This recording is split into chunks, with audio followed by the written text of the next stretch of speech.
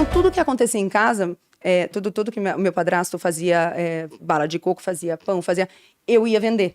E eles totalmente inconsequentes deixavam, então eu saía sozinha e ia vendendo as coisas e Você tal. ia vender bala no semáforo. No semáforo eu vendia revistinhas. E como que você arranjava essas revistinhas? A gente morava, meu padrasto, que hoje é falecido, era pastor de igreja evangélica. Então a gente morava no fundo da igreja, num quarto que era todo de madeira e que não tinha nenhum tipo de estrutura. E nós morávamos nós 5 num quarto muito menor do que essa sala que a gente está aqui. Então nós não tínhamos móveis, a gente tinha 2 colchões, era um colchão de casal e um de solteiro para minha mãe, meu padrasto, eu, meu próximo irmão, que é depois de mim, e o pequenininho que tinha acabado de nascer. Então, a gente botava as nossas roupas dobradinhas em volta desses colchões e a gente vivia ali. E na igreja não tinha dinheiro. Então, era assim, poxa, a gente está precisando comprar um litro de óleo. Então, haviam revistinhas da igreja, que na época é como se fosse um informativo que saía todo mês. E as igrejas eram cheias dessas revistinhas. Então, os líderes falavam pra gente, bom, você tá precisando de alguma coisa, tá aqui, ó, pode ir arrumar. Então, a gente pegava essas revistinhas e ia pro semáforo. Então, a gente passava... Era o tempo todo, né? Precisou de dinheiro, era assim que conseguia. E eu me lembro que sábado era sempre um dia muito bom, porque era um dia de muito movimento na rua. E sábado era o dia que a gente fazia muita grana. Então, eu lembro de, num sábado, fazer R$ 75, tudo de moedinha. Tudo de moedinha. Quem era a gente? Eu, meu padrasto, minha mãe. Vocês iam todos... Todos nós. E na maioria das vezes, bom, muito frequente eu ia sozinha, porque, né... Tava lá e eu ia. Eles estariam trabalhando lá na igreja e tal. Mas no sábado, que era um dia de movimento, íamos todos. E o meu irmãozinho de colo, no colo da minha mãe, a gente fazendo esse movimento. E eu lembro dessa vez dos R$ 75, todos de moedinha. A gente, naquele dia, comeu um pastel, tomou um caldo de cana. Então, eu lembro da gente sentado na mesa, contando as moedas. E aquelas moedas, um monte de moedas e tal. Porque aquela era a moeda da igreja, que eles poderiam conceder pra gente. Naquele momento, a igreja tinha uma hierarquia. É uma empresa, de uma certa forma. Então, sim, chegaria um momento em que ele teria um salário. Chegaria um momento, mas não era o momento. Então, nós vivemos mais ou menos uns 2 anos nessa condição. E com ele ali, naquela situação, foi que eu aprendi tudo que eu faço na vida. Porque o meu padrasto era o cara que sabia vender, era o cara que só focava na solução, ele é o cara que nunca reclamou, nunca ouvia alguma coisa do tipo, pô, a gente tá aqui, eles não vão fazer nada pela gente. Nunca teve isso. Então era uma coisa quase que cultural para nós. Estar grato pelo momento. Você acha que tinha alguma coisa a ver com o fato de ele estudar ou estar próximo de espiritualidade? 100%. Esse era o único motivo. E era o único motivo pelo qual funcionava. Porque eles diziam, né, que a gente estava lá pela graça. A gente estava lá pelo amor. Não tinha outra coisa. Então, e você acredita nisso? Hoje, eu sou uma ateia convicta, daqui estudou teologia por anos e filosofia por muito tempo ainda é o meu estudo favorito. Mas eu sou limpinha, uma ateia bacana. Meus amigos me chamam... Como assim limpinha? O que significa? Não sou escrota. Entendi. Os meus amigos me chamam de ateia safada, porque eles dizem que eu sou a ateia mais cristã que existe. Porque os preceitos do cristianismo ficaram comigo até hoje, porque eu, diante de evidências, para mim não tem muita... Então, não são as evidências necessariamente do cristianismo, que estou dizendo agora, mas as evidências do que funciona. Então, assim, você perguntou se isso da espiritualidade é o que moveu meu... Sim, essa é a evidência. Esse tipo de filosofia naquele momento funcionou. Então, na minha cabeça, se aquilo funcionou lá, por que não trazer para cá? Só porque, de repente, tem um nome que eu não gosto, ou porque envolve algo que eu não gosto? O que você está falando é que os princípios ali do cristianismo, eles de fato funcionam. Sim, né? na maioria dos assuntos. E o assunto que eu mais converso sobre isso na rede social ou com os meus amigos, que para mim é onde o cristianismo é irretocável, única e exclusivamente se o conjunto e o contexto for olhado, é na questão dos relacionamentos amorosos. Então, os preceitos e as ideias do cristianismo para um casamento funcionam. O grande problema é que a maioria das pessoas, e aí que triste, a maioria dos cristãos não conhece o contexto e tudo que envolve isso. Então, de repente, as pessoas ouvem alguma coisa do tipo... não sei, por exemplo, eu sempre falo que a coisa do casamento, que sair do casamento não é uma opção. Aquilo é um compromisso que eu fiz para a vida.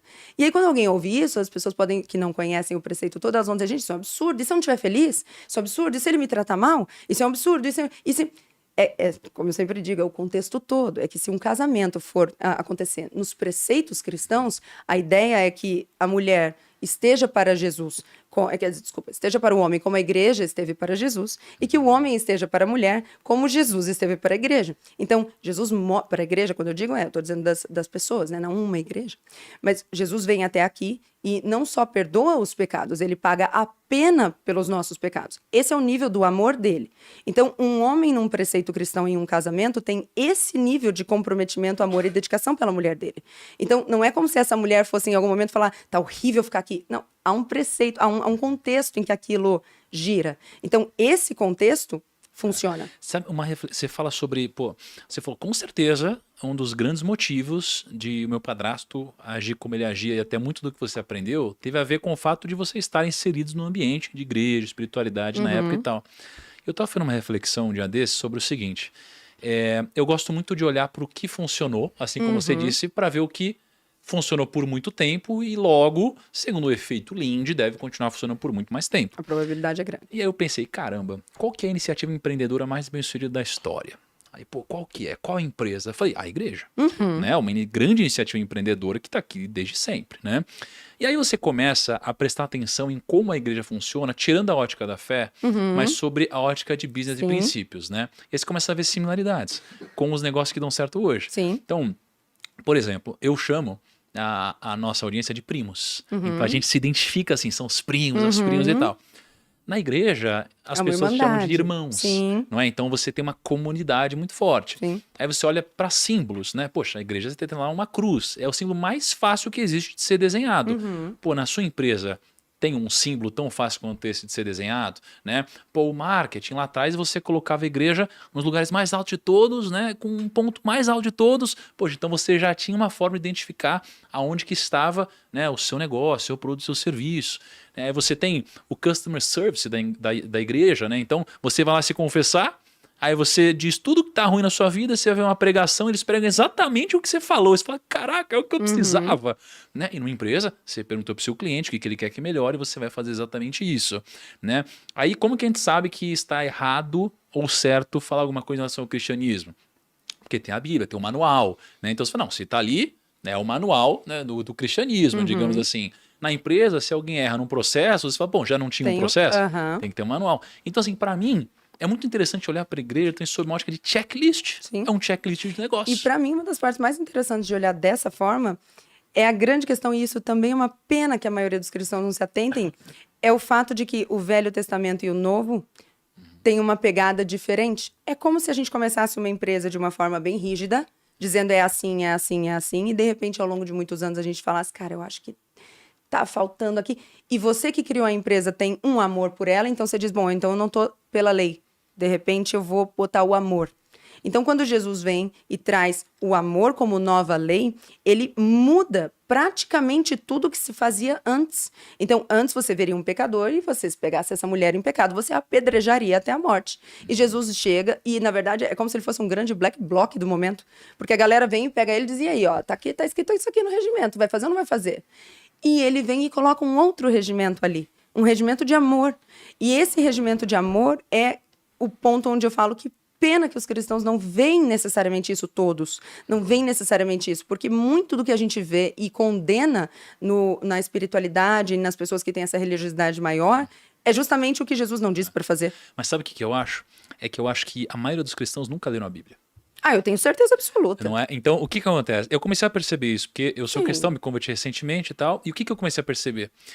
Que quase todos os cristãos que eu pergunto, falam, cara, você lê a Bíblia? Putz, não, eu não leio. Você já leu? Nunca li. Então as pessoas, elas ouvem com uma camada de distorções, que é um homem que falou de uma coisa que muitas vezes ouviu de um outro homem. Quando chega em você, você coloca no seu background, você não envolve no contexto, fala, caraca, então você não foi direto na palavra, de fato. E isso então, falando do menor dos problemas, porque quando você estuda, não só, às vezes, quando você vai para a teologia, você vai ver que não tem só essa questão. Tem a questão de que a Bíblia foi escrita em grego e hebraico e aramaico principalmente. Tradução, né? Pois é. Então, assim, muitas dessas traduções acabam por prejudicar o sentido de algumas passagens e de algumas indicações e tudo mais. E é justamente nisso que mesmo o cara que lê acaba se perdendo. Agora, mesmo assim, eu acho muito triste, porque eu vejo, às vezes, mesmo nesse meio, algumas pessoas dizerem para as outras, não, é muito difícil, esse texto é muito complicado, não era...